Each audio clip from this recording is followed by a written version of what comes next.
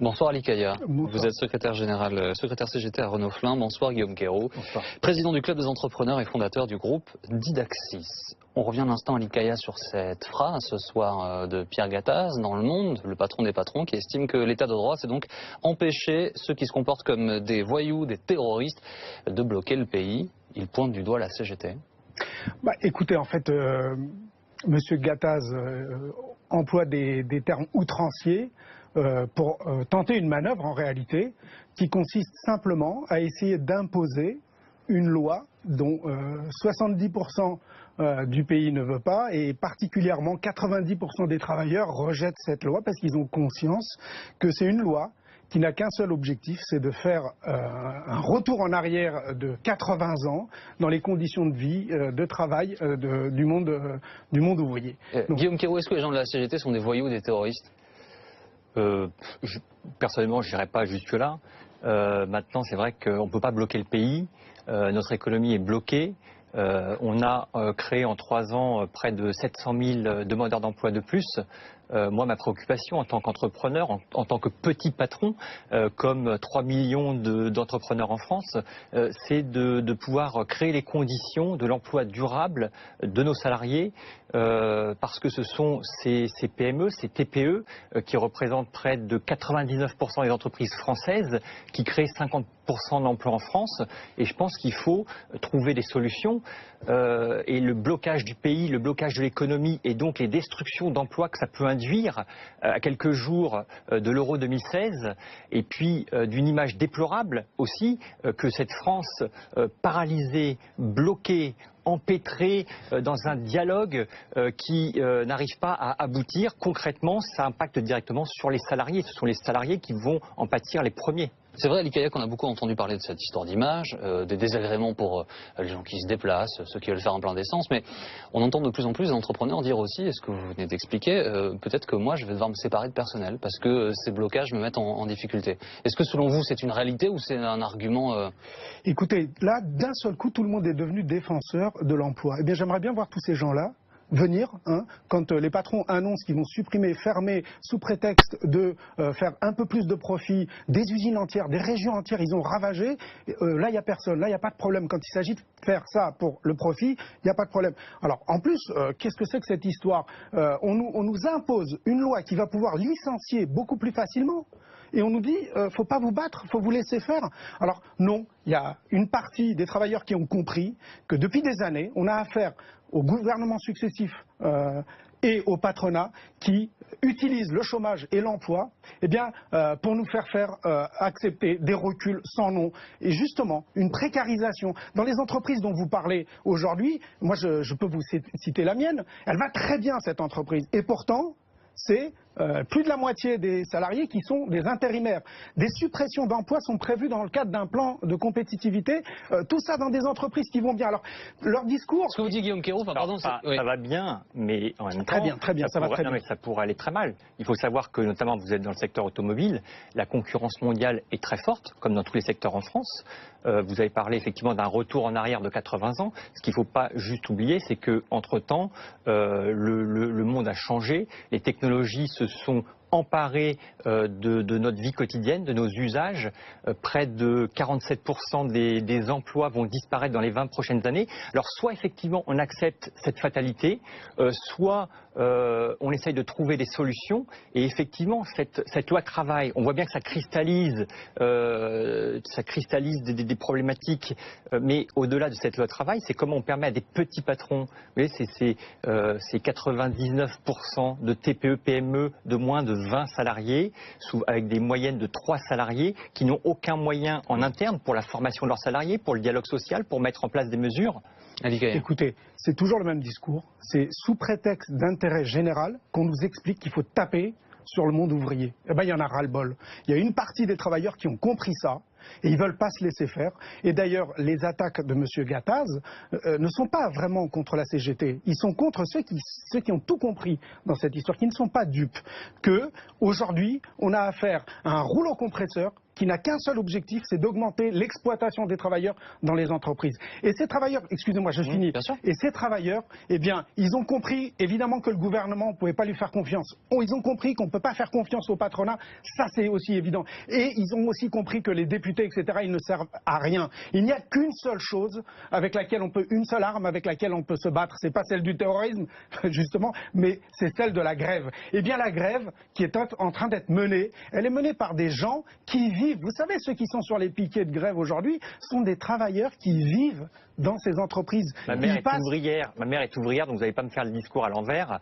Moi, aujourd'hui, ce que je défends en France en tant qu'entrepreneur, c'est l'emploi.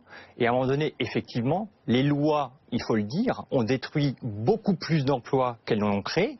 Maintenant, effectivement, ces TPE, PME, parce que ces patrons qu'on fustige en permanence français, ce sont avant tout de tout petits actionnaires. Ce sont ceux qui ont mis leur économie dans leur entreprise et qui ont derrière créé 1, 2 et 3 emplois. Je ne parle pas de Renault, je ne parle pas de PSA, je ne parle pas de ces grandes entreprises. Mais en même temps, il faut donner un espoir à nos jeunes parce qu'on a quand même 2 millions dans le même temps de jeunes sans qualification, sans diplôme et qui trouvent des perspectives à travers ces nouvelles plateformes numériques. Et effectivement, le monde est en train de changer et je pense que le monde du syndicalisme aurait à tirer parti aussi de ces changements parce que 7 Français sur 10 aujourd'hui ont une opinion défavorable de M. Martinez. Donc je pense qu'il y a un problème de méthode. Je comprends, je vais vous dire, je comprends très bien votre position. Je comprends effectivement que vous essayez de défendre Je voudrais juste revenir sur quelque chose. Vous savez, je regarde souvent la télé. On parle beaucoup de la loi travail, mais le contenu de la loi travail, je voudrais dire quand même 2-3 choses par rapport à ça. Parce que vous allez m'expliquer en quoi licencier plus facilement des gens, c'est le progrès. Vous allez m'expliquer en quoi le chantage à l'emploi dans les entreprises. Je vous donne un exemple, une entreprise de 100 personnes à qui le patron va dire écoute, tu as le choix, soit tu acceptes les conditions de travail plus longs, de baisse de salaire, soit je délocalise, en quoi ce chantage, c'est un progrès. Vous allez m'expliquer en quoi ne pas payer les heures supplémentaires comme c'est aujourd'hui, c'est un progrès. Vous allez m'expliquer en quoi la possibilité de baisser les salaires, y compris pour des entreprises qui font des profits, c'est quelque chose de positif. Parce que c'est tout ça. Attendez, pardon, excusez-moi, non mais vous demandez l'objectivité, il faut l'être objectif. Les points que vous soulevez, ils sont soumis à un accord dans l'entreprise. Donc c'est pas aussi simple, c'est pas le patron qui appuie sur un bouton. Ils sont soumis à une discussion au sein de l'entreprise avec un mandatement syndical. C'est des discussions avec le couteau sous la gorge. Vous avez vu ce qui s'est passé à Smart? C'était soit vous acceptez, soit on part, on ferme. Donc c'est pas des discussions. Et d'ailleurs, ceux qui disent que c'est des discussions, puisqu'ils sont si démocrates, pourquoi ils ne font pas un référendum aujourd'hui sur la loi travail? Ils veulent l'imposer. Parce que nous, on n'est pas dupes, on a compris le chantage. Mais c'est vrai qu'en attendant, les investisseurs quittent le navire, les entrepreneurs quittent la France, les talents, les jeunes diplômés quittent le pays. À un moment donné, il va falloir juste se mettre autour de la table. Et puis, je veux dire, on va tous dans le même sens. On veut de la croissance pour notre pays. Moi, je reviens du voyage j'ai accompagné Emmanuel Valls. En Israël, on a 5% de chômage, 3,5% de croissance. On a des entreprises israéliennes qui sont les premières entreprises en nombre cotées au Nasdaq. C'est les pays du tiers-monde, c'est aussi cette réussite que je voudrais pour nos enfants, pour nos investisseurs, qui sont souvent d'anciens salariés, comme moi je l'ai été avant de créer mon entreprise. Et je crois que la solution, elle est là. Plutôt que le blocage d'une économie, dans un contexte qui est quand même... Votre solution, c'est de faire des salariés dans les entreprises des quasi-esclaves, et c'est ça votre rêve. Non. Parce que tout ce que j'ai cité tout à l'heure, eh bien, c'est des mesures rétrogrades. Travailler 10 heures par jour.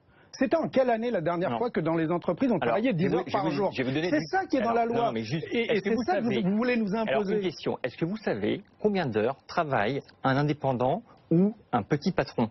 Et c'est bien ça avec le chômage qui existe. Combien ça travaille un petit patron? Près de 70 heures. Et un indépendant.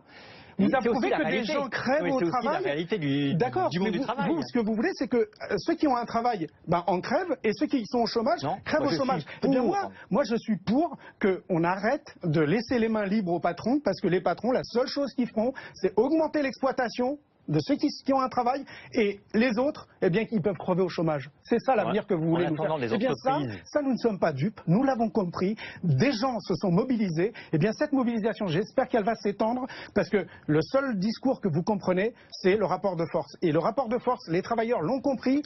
Allez-y, Guillaume. Je pense que on est assez d'accord, sauf qu'on n'a pas du tout la même histoire. Mais pour l'instant, c'est pas hyper visible. Mais on est assez d'accord sur le fait, effectivement, qu'on ne peut pas continuer à précariser les salariés, qu'on ne peut pas exclure des salariés de la formation professionnelle, qu'on ne peut pas exclure des jeunes du monde du travail. Parce que je pense que l'entreprise, c'est un véritable ascenseur social. Et je pense que ces jeunes qui ont trouvé, à travers des plateformes comme Uber, comme tout un tas qui sont fustigés également par les syndicalistes, finalement, un véritable espoir. Un espoir de réussir quelque chose sans qualification, sans beaucoup de formation, et je pense qu'il faudrait donner beaucoup plus d'exemples à nos jeunes de banlieue. Vous savez, j'ai fait mes études à Mantes-la-Jolie, j'ai essentiellement des entrepreneurs qui se sont sortis finalement de l'impasse du chômage en créant leur propre activité. C'est ça qu'il faut appuyer, et c'est dans le projet travail. Ceux qui veulent que ça aille un peu mieux, eh bien la première des choses, c'est de faire retirer cette loi, parce que cette loi, elle va libérer les mains du patronat qui n'a qu'un seul objectif, c'est le profit maximum. Et pour ça, il y a une mobilisation le 14 juin, une très grande mobilisation à laquelle il va falloir que des millions de gens participent pour faire reculer ce gouvernement et le patronat. Merci à tous les deux d'avoir été avec nous en direct, on entend sur BFM TV. Dans un instant, c'est du foot. Après le premier match, vraiment premier match de préparation des Bleus pour l'Euro, c'est à Nantes ce soir face au Cameroun. On y revient avec Roland Courbis, Jean-Michel Arquet, Jean-Louis Tour et François Manardois tout de suite.